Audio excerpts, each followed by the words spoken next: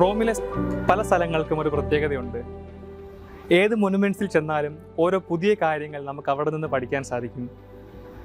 ഇതുപോലെ തന്നെയാണ് ആൻ്റണി സാറിൻ്റെ ജീവിതവും.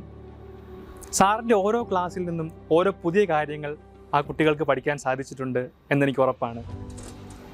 റോമിനെക്കുറിച്ച് ചിന്തിക്കുമ്പോൾ എല്ലാവരും പറയുന്നൊരു കാര്യമുണ്ട്, നിത്യനഗരമെന്ന്. അതായത് പണ്ടത്തെ കാലത്തെ പല കോൺട്രിബ്യൂഷൻസും നമുക്ക് ഇവിടെ ഇപ്പോഴും കാണാൻ സാധിക്കും. അന്നത്തെ കാലത്ത് സിവിലൈസേഷൻസിൻ്റെ പല കാര്യങ്ങളും ഇപ്പോഴും ഇവിടെ കാണാൻ സാധിക്കും. അതുപോലെ തന്നെയാണ് ആൻ്റണി സാർ അക്കാഡമിക് സർക്കിൾസ് നൽകിയിട്ടുള്ള എല്ലാ സംഭാവനകളും. എന്നേക്കുമായി അത് നിലനിൽക്കുമെന്നുള്ള കാര്യത്തിൽ ഒരു സംശയവുമില്ല.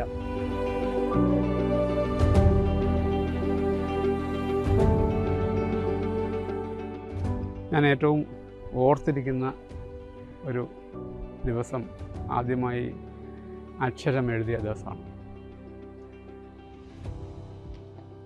എൻ്റെ വല്യമ്മയാണ് എന്നെ അക്ഷരം എഴുതിച്ചത്. ഒരു ചെറിയ പാത്രത്തിൽ കുറച്ച് അരിയൊക്കെ ഇട്ട് അതിൽ ആ എന്ന് എഴുതിയത് വലിയ സന്തോഷത്തോടു കൂടി എപ്പോഴും ഞാൻ ഓർക്കുന്ന കാര്യമാണ്. കാരണം എൻ്റെ ഒരു വിദ്യാഭ്യാസ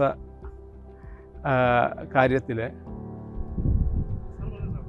എൻ്റെ വല്യമ്മ വലിയ ഒരു റോൾ വഹിച്ചിട്ടുണ്ട്. ഒരുപാട് പഠിപ്പൊന്നും ഉണ്ടായിരുന്ന വല്യമ്മ അല്ല എങ്കിൽ കൂടി ബൈബിൾ വായിപ്പിക്കാനും അതിൽ നിന്ന് ഉച്ചാരണ ശുദ്ധി ഒക്കെ വരുത്താൻ വേണ്ടിയുള്ള എക്സസൈസുമൊക്കെ പറഞ്ഞു തരാൻ ഉള്ള ശ്രമങ്ങൾ എപ്പോഴും നടത്തിയിരുന്നു. അതുകൊണ്ട് തന്നെ ഞാൻ ചെറുപ്പത്തിൽ തൊട്ടേ വായിക്കുകയും വളരെ സ്ഫുടമായിട്ട് സംസാരിക്കുകയും ഒക്കെ ചെയ്യാൻ പഠിച്ചത് അവിടെ നിന്നാണ്. ചെറുപ്പത്തെക്കുറിച്ച് ഓർക്കുമ്പോൾ ഞാൻ എൻ്റെ പ്രൈമറി വിദ്യാഭ്യാസം ഗവൺമെൻറ് LP സ്കൂൾ പെരുന്ന എന്ന് പറയുന്ന സ്കൂളിലാണ്. അതിനുശേഷം സ്കൂളിങ് 5ാം ക്ലാസ് മുതൽ 10 വരെയുള്ള എല്ലാം തന്നെ NSS ഹൈസ്കൂൾ പെരുന്നയിലായിരുന്നു. അതിനുശേഷമാണ് കോളേജ് വിദ്യാഭ്യാസം പ്രീ ഡിഗ്രിക്ക് NSS കോളേജിൽ കൊമേഴ്സിന് ജോയിൻ ചെയ്തു. പിന്നീട് BCom വരുന്നു. അതിനുശേഷം MCom പഠിക്കാൻ വേണ്ടി NSS കോളേജിൽ. തിരിഞ്ഞു നോക്കുമ്പോൾ ഈ ചെറുപ്പകാലം എന്തുമാത്രം സന്തോഷപ്രദമായിരുന്നു എന്നൊക്കെ ചോദിച്ചാൽ ആ കാലത്ത് അത് വലിയ ഒരു സന്തോഷമൊന്നും ആയിരുന്നില്ല. കാരണം എന്താണെന്ന് വെച്ച് കഴിഞ്ഞാൽ ഞാൻ എൻ്റെ ഓർമ്മയുള്ള ചെറുപ്പകാലത്ത് ഒക്കെ ഞങ്ങളുടെ വീട്ടിലെ വല്ലാത്ത പ്രതിസന്ധികളുടെ കാലമായിരുന്നു. പ്രതിസന്ധി എന്ന് പറഞ്ഞു കഴിഞ്ഞാൽ അക്കാലത്തെ ഒട്ടുമിക്ക വീടുകളിലും വലിയ പട്ടിണിയുടെ കാലമായിരുന്നു. ഞങ്ങളുടെ വീട് അക്കാര്യത്തിൽ ഒരല്പം മുൻപന്തിയിലായിരുന്നു. LP സ്കൂളിലെ ഗോതമ്പ് ഉപ്പുമാവ്, അതിൻ്റെ രുചി ഇപ്പോഴും നമ്മളിങ്ങനെ ഓർത്തിരിക്കുകയാണ്. കാരണം ഒരു ദിവസത്തെ ഏറ്റവും രുചികരമായ ആഹാരം എന്ന് പറയുന്നത് അക്കാലത്ത് അതായിരുന്നു.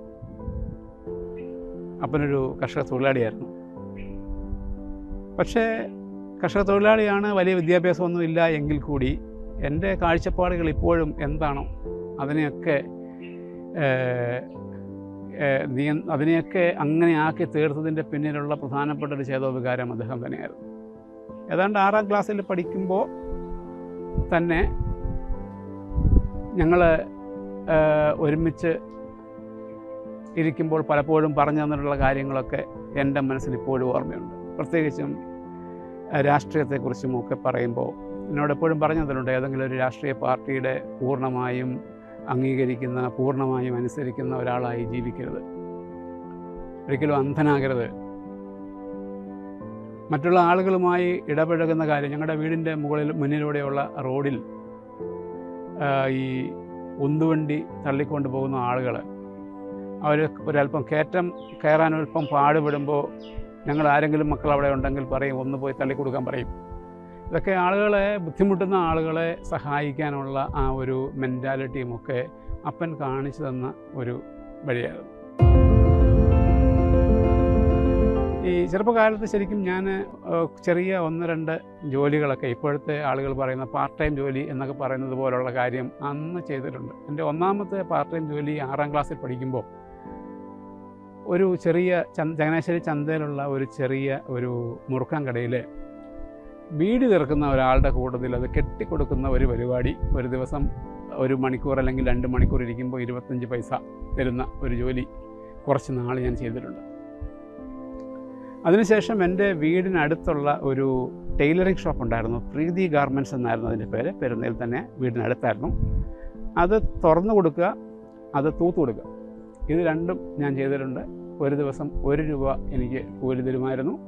ആ പൈസ ഉപയോഗിച്ച് ഞാൻ സൈക്കിൾ വാടകയ്ക്കെടുത്ത് ചവിട്ടുമായിരുന്നു. ഇതൊക്കെ ഈ കഷ്ടപ്പാടുകളൊക്കെ ആണ് എങ്കിൽ കൂടി, അന്നതൊക്കെ ഒരു കഷ്ടപ്പാടാണ് എങ്കിൽ കൂടി അതൊരു വിഷമമായിട്ട് അന്ന് തോന്നിയിട്ടില്ല. സാധാരണഗതിയിൽ ആളുകൾക്ക് പിന്നീട് കുറേ കൂടി വലുതായി കഴിയുമ്പോഴേക്കും ആ കഷ്ടപ്പാടുകളെ ഒരു വ്യസനമായിട്ടും നീറ്റിലായിട്ടുമൊക്കെ നെഞ്ചിൽ സാധാരണഗതിയിൽ ഉണ്ടാവും. പക്ഷേ എനിക്ക് അങ്ങനെയല്ല. ഞാൻ മനസ്സിലാക്കുന്നത് ആ കഷ്ടപ്പാടുകളൊക്കെ ആണ് എന്നെ ഞാനാക്കി മാറ്റിയതെന്നാണ് എൻ്റെ വിശ്വാസം. വലിയ ഒരു സന്തോഷമുണ്ടത് ആ കാര്യത്തിൽ. ഇങ്ങനെയുള്ള ബുദ്ധിമുട്ടുകളൊക്കെ സഹിക്കേണ്ടി വന്നു എങ്കിൽ കൂടി ഈ ബുദ്ധിമുട്ടുകളൊക്കെ എന്നെ ഞാനാക്കുന്നതിൽ, ശക്തനാക്കുന്നതിൽ ഒക്കെ ഒരുപാട് പങ്ക് വഹിച്ചിട്ടുണ്ട് എന്നുള്ളതാണ്. ചെറുപ്പത്തെക്കുറിച്ച് ഓർക്കുമ്പോൾ പിന്നെ ഉള്ള ഒരു വിഷമകരമായ ഒരു കാര്യം, ഇപ്പോഴും വിഷമമായിട്ട് തന്നെ നിൽക്കുന്നത് എൻ്റെ സഹോദരന്മാരാണ്. എനിക്ക് 2 ജ്യേഷ്ഠ സഹോദരന്മാരാണ് ഉണ്ടായത്. അതിലൊരാൾ മരിച്ചുപോയി, ഒരാൾ ഇപ്പോൾ ഉള്ളത് US-ലാണ്. 2 പേരെക്കുറിച്ചും അന്നത്തെ കാലത്ത് ഓർക്കുന്നത് ഇപ്പോഴും വിഷമമാണ്. കാരണം എന്താണെന്ന് വെച്ച് കഴിഞ്ഞാൽ, ഒരു മൂത്ത ആളെ സംബന്ധിച്ചിടത്തോളം അദ്ദേഹം ഒരു നല്ല മദ്യപാനിയായിരുന്നു. പക്ഷേ എന്നാൽ മനുഷ്യസ്നേഹിയായിരുന്നു. അതിൻ്റേതായ ഒരുപാട് ബുദ്ധിമുട്ടുകൾ എപ്പോഴും വീട്ടിലുണ്ടായിരുന്നു. എൻ്റെ മനസ്സിലെപ്പോഴും ഒരു വല്ലാത്ത നീറ്റൽ ആ കാലത്തൊക്കെ ഉണ്ടായിരുന്നു. കാരണം ഇന്ന് എന്താ പ്രശ്നമുണ്ടാവുക എന്നുള്ളത് എനിക്ക് വല്ലാത്ത ഒരു പ്രയാസം ഉണ്ടാക്കുന്ന കാര്യമായിരുന്നു. കാരണം എപ്പോൾ വേണമെങ്കിലും എന്ത് പ്രശ്നങ്ങൾ വേണമെങ്കിലും ഉണ്ടാകാം. പക്ഷെ എന്നാൽ കൂടി അവരൊക്കെ ജോലി എടുത്തിട്ടാണ് ഞാൻ കൂടി കഴിഞ്ഞത് എന്നുള്ളതൊരു സത്യവുമാണ്. കാരണം എനിക്ക് 13 വയസ്സുള്ളപ്പോൾ എൻ്റെ അപ്പൻ മരണപ്പെട്ടു. അതിനുശേഷമുള്ള കാര്യം ഈ സഹോദരന്മാരൊക്കെ തന്നെയാണ് അവർ പാടുപെടുന്നതിൻ്റെ നിന്നാണ് ഞങ്ങളുടെ കുടുംബം കഴിഞ്ഞിരുന്നത്. എങ്കിൽ കൂടി ഇവർ 2 പേർക്കും ഒരു മദ്യാസക്തി ഉണ്ടായിരുന്നത് എന്നെ വല്ലാതെ വേദനിപ്പിച്ചിട്ടുണ്ട്. അതുകൊണ്ട് തന്നെ ഞാൻ എൻ്റെ ജീവിതത്തിൽ വല്ലാത്ത ഒരു പ്രതിജ്ഞ എടുത്തിട്ടുണ്ട്. ഒരിക്കലും മദ്യം ഉപയോഗിക്കത്തില്ല. അത് ഇന്നുവരെയും എനിക്ക് പാലിക്കാനായിട്ട് സാധിച്ചിട്ടുണ്ട്. എനിക്കതിൽ നിന്ന് കിട്ടിയ സമാധാനം എന്ന് പറഞ്ഞാൽ, ശരിക്കും പറഞ്ഞാൽ അവരുടെ ലൈഫിലുണ്ടായ ആ പ്രശ്നങ്ങളുടെ ഒരു പ്രതികരണമാണ്. അവർ 2 പേരെയും ഓർക്കുമ്പോൾ വല്ലാത്ത നീറ്റൽ ഇപ്പോഴും ജീവിതത്തിലുണ്ട്. എൻ്റെ വിശ്വാസ ജീവിതത്തെക്കുറിച്ച് സംസാരിക്കുവാൻ ഞാൻ താല്പര്യപ്പെടുകയാണ്. യഥാർത്ഥത്തിൽ ഞാനൊരു പരിപൂർണമായും ദൈവത്തിൽ വിശ്വസിക്കുന്ന ഒരാളാണ് എന്ന കാര്യത്തിൽ എനിക്ക് യാതൊരു തരത്തിലുള്ള സംശയവുമില്ല. ജീവിതത്തിൻ്റെ ഒരു ഘട്ടത്തിൽ പോലും ദൈവവിശ്വാസത്തിൽ ഒരു നേരിയ കുറവ് പോലും ഉണ്ടായിട്ടുള്ളതായിട്ട് എനിക്ക് തോന്നിയിട്ടില്ല. എന്നെ കാണുന്ന പല ആൾക്കാരും ചിലപ്പോൾ ഒരു പക്ഷേ എന്നെ നിരീക്ഷിക്കുന്ന ആളുകൾ വലിയൊരു ഭക്തനായിട്ടൊന്നും എന്നെ കണ്ടില്ല എന്ന് വരാം.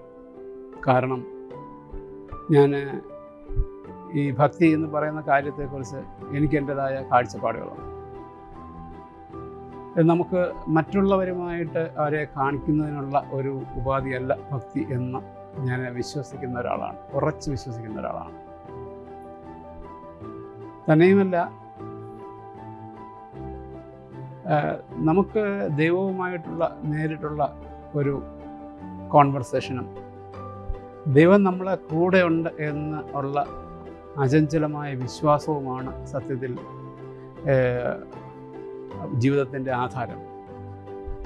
എന്നെപ്പോലെ ഒരു വളരെ പാവപ്പെട്ട സാഹചര്യത്തിൽ ജനിച്ച് വളർന്ന ആളെ ഇന്ന് കാണുന്ന ഒരു നിലയിലേക്കൊക്കെ എത്തണമെങ്കിൽ ആളുടെ മാത്രം കഴിവുകൾ കൊണ്ടൊന്നും സാധിക്കില്ല. എന്നെ പുറത്തു നിന്ന് സംരക്ഷിക്കാനോ സപ്പോർട്ട് ചെയ്യാനോ ഒന്നും ഒരു ശക്തികളുമില്ല, ഒരു വ്യക്തികളുമില്ല, ഒരു പ്രസ്ഥാനവുമില്ല. പക്ഷേ എനിക്ക് തിരിഞ്ഞു നോക്കുമ്പോൾ അഭിമാനിക്കാനുള്ള വകയല്ലാതെ മറ്റൊന്നുമില്ല. ഞാൻ മനസ്സിൽ ആഗ്രഹിച്ചിട്ടുള്ള കാര്യങ്ങളൊക്കെ നടപ്പിലാക്കി തന്നിട്ടുള്ളത് ദൈവമാണ് എന്ന് ഞാൻ ഉറച്ച് വിശ്വസിക്കുന്ന ഒരാളാണ്.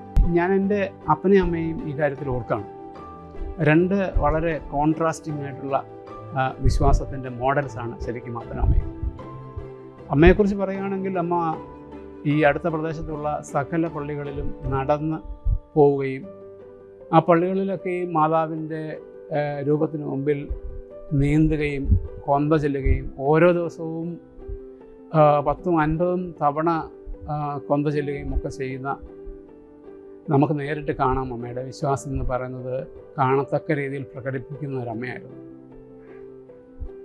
അതുപോലെ തന്നെ എൻ്റെ വിശ്വാസം എന്നെ പരിശീലിപ്പിച്ചതിനകത്ത് എൻ്റെ വല്യമ്മയ്ക്ക്, അപ്പൻ്റെ അമ്മയ്ക്ക് വളരെ വലിയ റോളുണ്ട്. എന്നെ ആദ്യമായിട്ട് അക്ഷരം എഴുതിച്ച അമ്മ, ആ വല്യമ്മ എന്നെ വായിക്കാൻ പഠിപ്പിച്ചത് ബൈബിൾ വായിച്ചിട്ടാണ്. പക്ഷേ എൻ്റെ അപ്പൻ വളരെ വ്യത്യസ്തനായ ഒരു വിശ്വാസ രീതി കൈക്കൊണ്ടിട്ടുള്ള ഒരാളാണ്. എപ്പോഴെങ്കിലും പള്ളിയിൽ പോകുന്നതായിട്ട് ഞാൻ എൻ്റെ ചെറുപ്പത്തിൽ ഓർക്കുന്നില്ല. കാരണം അപ്പനെ എപ്പോഴും വളരെ മുഷിഞ്ഞ വസ്ത്രവും ഒക്കെ ആയിട്ടുള്ള ഓർമ്മകളാണ് എനിക്കുള്ളത്. കാരണം പറഞ്ഞല്ലോ, ഒരു കർഷക തൊഴിലാളിയാണ്. അങ്ങനെ എപ്പോഴും പള്ളിയിൽ പോവുകയും പള്ളിയിൽ കുർബാന കൂടുകയും അങ്ങനെയൊക്കെ ചെയ്യുന്നതായിട്ടുള്ള ഓർമ്മ എൻ്റെ 13 വയസ്സിനുള്ളിൽ എനിക്കങ്ങനെ കാര്യമായിട്ട് ഓർത്തെടുക്കാൻ പറ്റുന്നില്ല. പക്ഷേ എനിക്ക് നിശ്ചയമുണ്ട് അവൻ നല്ല വിശ്വാസിയായിരുന്നു. കാരണം എന്താണെന്ന് ചോദിച്ചാൽ അപ്പൻ്റെ പ്രവർത്തികളിൽ നിന്നാണ് അപ്പൻ്റെ വിശ്വാസം ഞാൻ മനസ്സിലാക്കിയിട്ടുള്ളത്. ഒരു ഉദാഹരണം പറയുകയാണെങ്കിൽ, അപ്പനൊരു വലിയ കുടുംബത്തിൻ്റെ കാർഷിക വൃത്തികൾ നടക്കുന്ന, ഒരുപാട് കാർഷിക പ്രവർത്തികളുള്ള ഒരു കുടുംബത്തിൻ്റെ കാർഷിക പ്രവർത്തികളുടെ എല്ലാം മേൽനോട്ടം വഹിക്കുന്ന ഒരു കാലമുണ്ടായിരുന്നു. ആ കാലത്ത് ആ പ്രദേശത്തൊക്കെ ഉള്ള ഏതെങ്കിലും ആളുകൾക്ക്, പണിയെടുത്തുകൊണ്ടിരിക്കുന്ന ആളുകൾക്ക് പണിയെടുക്കാൻ പറ്റാതെ വരുമ്പോൾ ആ വീട്ടിലുള്ള മറ്റാളുകൾ പണിയെടുക്കാൻ പരിചയമില്ലെങ്കിൽ കൂടി അവരെ കൂടി ഇറക്കി നിർത്തി പണിയിപ്പിക്കുകയും ആ കുടുംബം പട്ടിണിയില്ലാതെ കൊണ്ടുപോകുന്നത് കാണുകയും അത് ഉറപ്പാക്കുകയും ഒക്കെ ചെയ്യുന്നത് ആളുകൾ ഞങ്ങളുടെ വീട്ടിൽ വന്ന് പറഞ്ഞ് ഞങ്ങൾക്ക് കണ്ടിട്ടുണ്ട്. പ്രവൃത്തിയിലൂടെയാണ് യഥാർത്ഥ ദൈവഭക്തി കാണിക്കേണ്ടത് എന്ന് കാണിച്ചു തന്ന ഒരപ്പനാണ്. എൻ്റെയും വിശ്വാസം അതാണ്. നമ്മൾ പ്രവൃത്തിയിലൂടെയാണ് എന്താണ് നമ്മളിൽ ഉള്ള ദൈവവിശ്വാസം എന്താണ് എന്ന് കാണിക്കേണ്ടതെന്ന് അടിയുറച്ച് വിശ്വസിക്കുന്ന ഒരാളാണ്.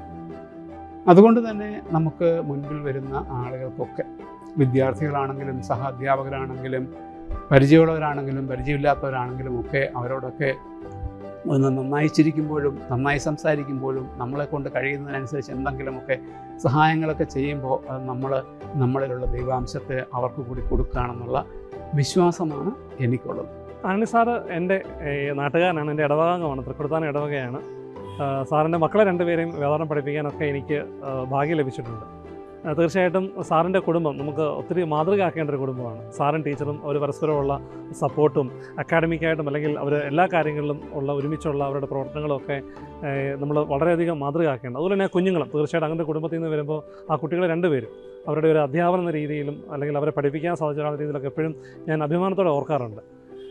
അതുപോലെ തന്നെ സാറിൻ്റെ ദൈവവിശ്വാസം ഞാൻ എപ്പോഴും ഈ ഞായറാഴ്ച പള്ളിയിലൊക്കെ കുർബാനയ്ക്ക് വന്നതിന് ശേഷം, വിശുദ്ധ കുർബാന കഴിഞ്ഞ ശേഷം സാറ് ഏറെ നേരം പള്ളിയിൽ നിന്ന് പ്രാർത്ഥിക്കുന്നതും ഏറ്റവും എളിമയോടുകൂടെ ഈ വിശ്വാസപരമായ കാര്യങ്ങളൊക്കെ തന്നെ ഏറ്റവും ആഴമായ വിശ്വാസത്തിൽ അതേസമയം ഒത്തിരി എളിമയോടെ ഇടപെടുന്ന ഒരു സാറിനെ ഞാൻ കണ്ടിട്ടുണ്ട്. ഒരുപക്ഷെ സാറിൻ്റെ ജീവിതത്തിലും ദൈവം ഒത്തിരി അനുഗ്രഹങ്ങൾ കൊടുത്തതും ഈ വിജയങ്ങളിലൊക്കെ എത്തിച്ചേരാൻ ദൈവം സാറിനെ അനുഗ്രഹിച്ചതും ഒക്കെ ഈ പറഞ്ഞൊരു സ്വഭാവം കൊണ്ടായിരിക്കും. ദൈവത്തിന് മുൻപിൽ ഏറ്റവും എളിമയോടെ ഏറ്റവും നിസ്സാരനായിട്ട് നിൽക്കുന്ന ഒരു ആന്റണി സാറ്, വളരെ ആത്മാർത്ഥമായിട്ട് പ്രാർത്ഥിക്കുന്ന ഒരു ആന്റണി സാറ്, അതുപോലെ തന്നെ ടീച്ചറായാലും മിനി ടീച്ചറായാലും സാറായാലും ആ കുഞ്ഞുങ്ങളായാലും അവരൊക്കെ ഒരുമിച്ച് പള്ളിയിൽ വരുന്നതും അവരുടെ വിശ്വാസപരമായ കാര്യങ്ങളുടെ ഇടപെടലും ഒക്കെ തന്നെ എനിക്കൊന്ന് സാറിൻ്റെ കുടുംബത്തിൻ്റെ ഒരു നന്മയും ഈ പറഞ്ഞൊരു ദൈവാശ്രയ ബോധമായിരിക്കും. അപ്പോൾ തീർച്ചയായിട്ടും ആ ദൈവം സാറിനെ ഇനിയും ഏറെ അനുഗ്രഹിക്കട്ടെ എന്ന് ആഗ്രഹിക്കുകയാണ്. തീർച്ചയായും എല്ലാവരും മാതൃകയാക്കേണ്ട ഒരു കുടുംബം തന്നെയാണ് സാറിൻ്റെ കുടുംബം എന്നുള്ളതും അഭിമാനത്തോടെ പറയാൻ ആഗ്രഹിക്കുകയാണ്.